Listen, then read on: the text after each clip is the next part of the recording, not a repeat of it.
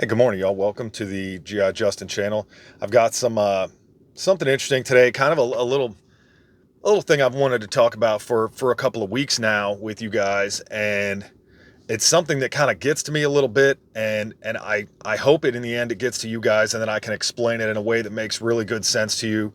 Um, One of the things that I notice on YouTube a lot of times is you look at some of the channels that are talking about preparedness and making sure that you have the right preparation for the right situations.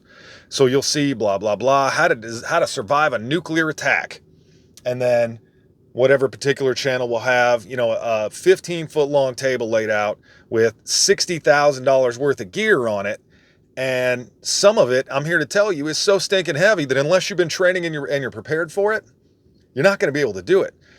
Putting on this nuclear biological chemical suit with a stinking 40-pound filtration backpack that's going to filter the air for your enclosed suit seems a little crazy. Uh, and that's just one thing, so you'll have $60,000 worth of gear laid out.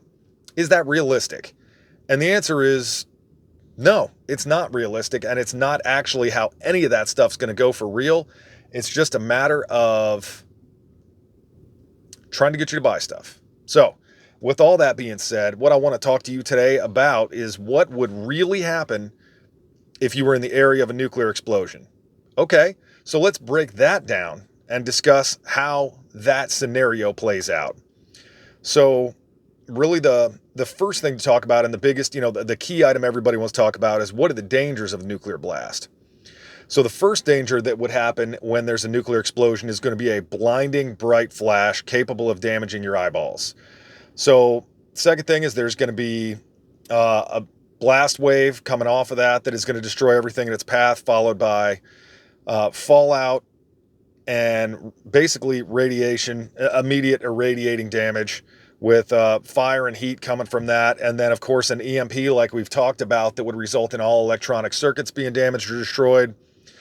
And as that fallout, which the fallout is basically radioactive debris. So when the nuclear explosion goes off, all of the dirt and the remaining debris that didn't get destroyed is instantly irradiated, terribly, viciously irradiated with radiation that makes it deadly. And that stuff gets launched into the air and into the atmosphere, and that's what fallout is it'll come down, and as it's coming down, it's releasing more of that radioactive material. So here's the question. If Russia were to launch, or China, any of our enemies were to launch a nuclear weapon at us, what kind of warning would we have? So basically, as soon as our military detects the attack, puts the plans in motion, and the national alert system is activated, we would have, honestly, 30 minutes or less to prepare. Some of these missiles are traveling in excess of Mach 5. Greater than that, I mean, fast enough that they could be, especially if we're looking at a launch from a submarine off the coast of Florida, here where I'm located. I mean, you could have almost no time available whatsoever.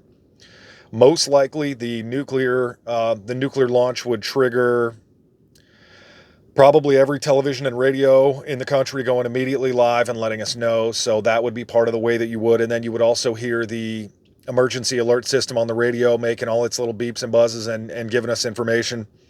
Then the next thing you would hear would be all of the tornado sirens would all start going off. I mean, everything we can do to let people know, hey, seek shelter. This is going to be really bad. So next thing, of course, will be the nuclear explosion, which, depending on if it's an air burst or a ground burst, would determine how immediately lethal it would be in terms of distancing. So for the first 30 to 45 minutes after that, obviously the first thing you're going to want to do is cover your eyes as best you can, because that blinding flash is going to be very blinding and can be temporarily or permanently blinding. And even a small nuclear detonation can temporarily blind you up to about 15 miles away.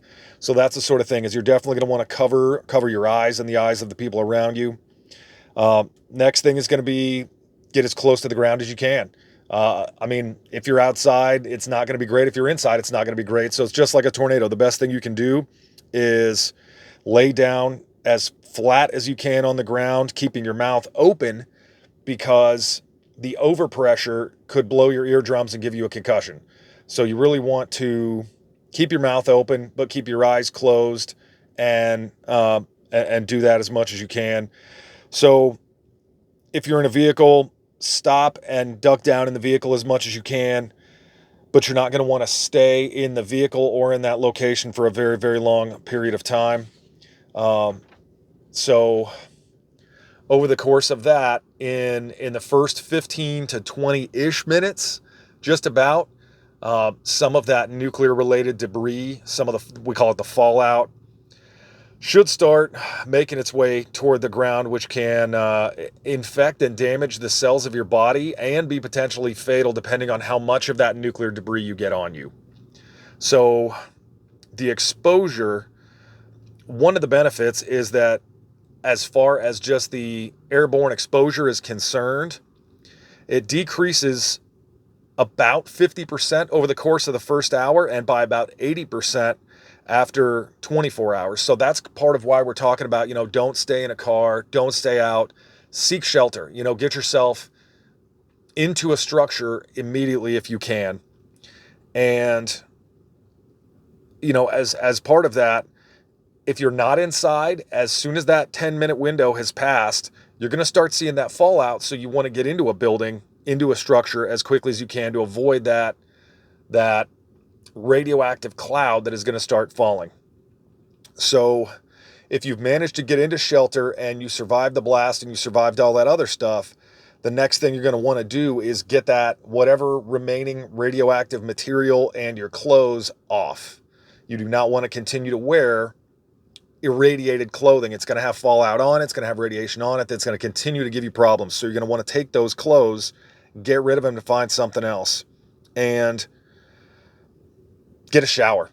Get that stuff out of your hair. And when you're in the shower, make sure, blow your nose, spit, get everything out of your body that you possibly can, because there is a good chance that due to some of the radiation damage that you may have, wipe your ears clean, wipe your eyes, your eyelids, your eyebrows. You're going to want to wipe all that stuff out as a way to make sure that you're starting over with a fresh palate, because if you have even the smallest amount of radiation on you, it can cause permanent damage.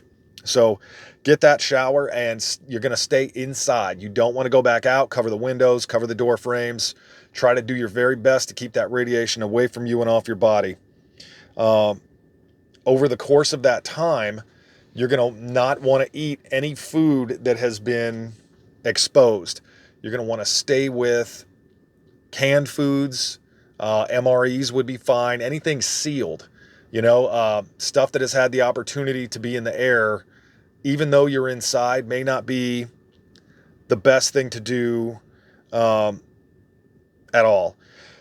So over the course of this time, depending on your location, you're going to want to start thinking about your family, but you have to realize the priority of situation. So we talked last week, and I'm going to put it in the description, about having a no-commo plan. What is your family going to do if something happens and you can't get a hold of them? Because an EMP will have gone off. You're not going to be able to get on the radio. You're not going to be able to get on, your old CB radio. You're not going to be able to get on your cell phone because they're not going to work. And if they do work, the military is going to be clogging the channels with traffic. So you're not going to have the ability to talk to them on the phone. So make sure you go back and watch that video and create a no-commo plan, a no communication plan for your family, so they know what to do in the event of disaster. And that'll really help you here, because trying to reunite with your family and get outside, this isn't the movies. Hunting for them is going to get you killed. The radiation is still out there, and if you go out there, it's going to be really, really bad. So the next thing, do your very best, if you can, over the course of this period, to figure out what the heck's going on. A radio, if you can find one that still works, anything you can do. If you weren't in the blast zone of the EMP, get the television, anything you can do to try to get news and information about what's going on and what direction the fallout is going. Because as the fallout is coming down, it's being acted on by the wind.